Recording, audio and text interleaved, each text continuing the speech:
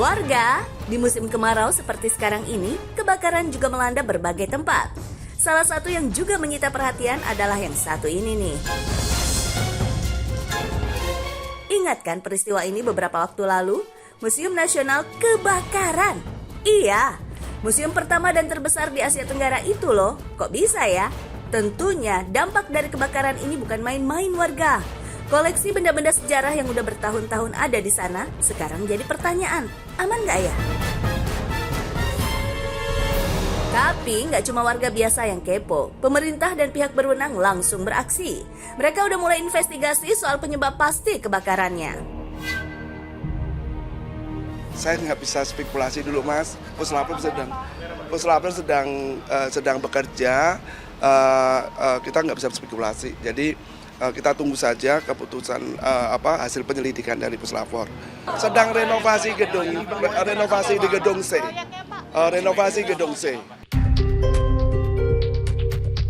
Warga, sejak terjadinya kebakaran di Museum Nasional, tentunya banyak di antara kita yang bertanya-tanya sejauh mana dampak yang ditimbulkan dan apa saja tindakan yang telah diambil untuk pemulihan. Kita semua mengerti betapa pentingnya tempat ini sebagai simbol sejarah dan kebanggaan bangsa. Oleh karena itu, penting bagi kita untuk mengetahui informasi yang akurat dan terbaru. Yang terdampak dari kebakaran kemarin itu ada di gedung A. Nah ini gedung A ini. Ini gedung utamanya. Yang terdampak itu, jadi gedung A itu ada 21 ruangan. Yang terdampak adalah 6 ruangan. 15 lainnya tidak. Kemudian apalagi gedung B dan gedung C. Tentu kita kerjasama dengan Puslapor, sedang bekerja menginvestigasi situasinya. Kita sedang menunggu, karena kami sementara juga membentuk tim untuk identifikasi yang koleksi yang sedang terdampak. Jadi itu ada 6 ruangan yang kemungkinan ada di prasejarah, tapi itu sebagian itu adalah replika.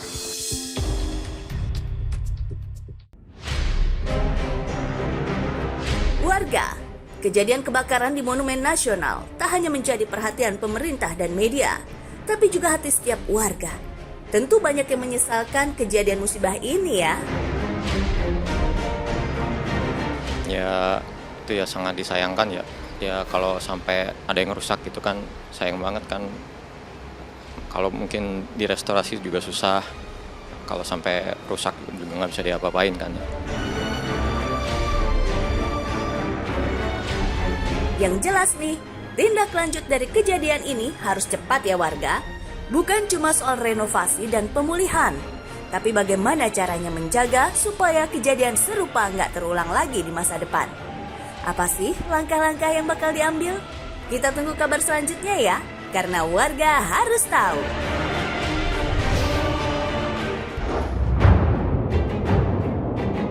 Dalam waktu kurang dari 2 minggu, sudah ada 2 peristiwa kebakaran yang menghebohkan masyarakat Indonesia. Apapun penyebabnya, jika terjadi kebakaran, hal yang pertama harus dilakukan adalah upaya pemadaman api. Disinilah petugas pemadam kebakaran berperan penting ya warga. Kalau di film-film Hollywood, warga pasti sering nonton adegan menelepon kontak 911 saat terjadi kondisi darurat kan? Di Indonesia, warga bisa menggunakan kontak 112 jika mengalami kondisi darurat, termasuk kebakaran. Tim pemadam kebakaran akan menanggapi setiap panggilan darurat yang masuk. Secepatnya, tim yang bertugas langsung menuju lokasi terjadinya kebakaran. Kita biasanya menerima telepon dari masyarakat. Nah, kalau menerima telepon, biasanya kita konfirmasi kembali ke masyarakat tersebut, apakah betul terjadi kebakaran atau terjadi perlu penyelamatan, karena tidak jarang juga pemadam itu sering menerima berita hoaks.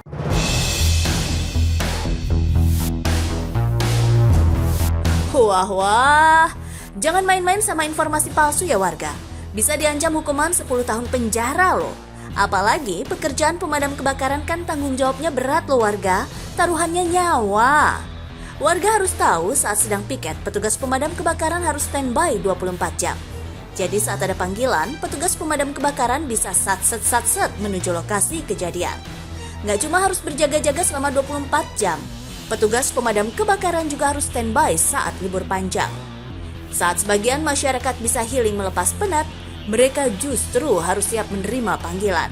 Wah, pekerjaan petugas pemadam kebakaran ini patut diapresiasi ya warga.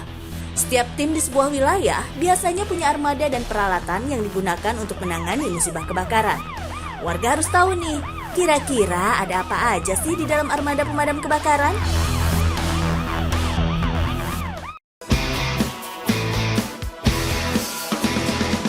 Kita tengok yuk warga, armada pemadam kebakaran jenis medium pressure yang bisa menampung air hingga 4.000 liter. Kalau yang lebih besar ada high pressure yang isinya mencapai 10.000 liter. Di bagian kemudi terdapat alat komunikasi dan beberapa tombol untuk menyalakan lampu dan sirine. Sementara di bagian samping terdapat selang dan kepala selang bernama nozzle gun yang berguna untuk menembakkan air bertekanan tinggi. Warga harus tahu, kecepatan menjadi kunci supaya api bisa segera dipadamkan.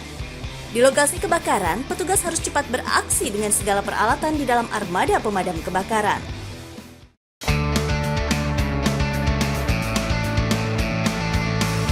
Sebagai tanggung jawab edukasi kepada masyarakat, tim Damkar juga sering memberikan kegiatan dan penyuluhan.